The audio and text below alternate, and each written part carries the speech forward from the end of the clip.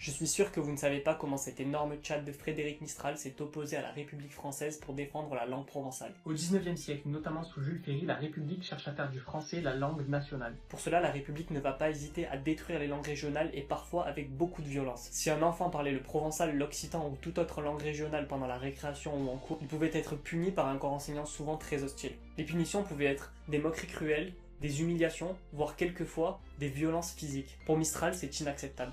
Il avait déjà œuvré pour la préservation de sa culture en fondant en 1854 le Félibrige, un mouvement culturel et littéraire qui prône la réhabilitation et la promotion de la langue provençale. C'était pas seulement un groupe littéraire, mais aussi un mouvement de résistance culturelle contre l'uniformisation imposée par l'État français. Forcément, les autorités françaises étaient hostiles à Frédéric Mistral et le voyaient comme un personnage excentrique et dérangeant. En 1904, Mistral va recevoir un prix Nobel de littérature. Cette récompense ne va pas être accueillie avec autant de ferveur par certains membres du gouvernement et de l'élite littéraire parisienne.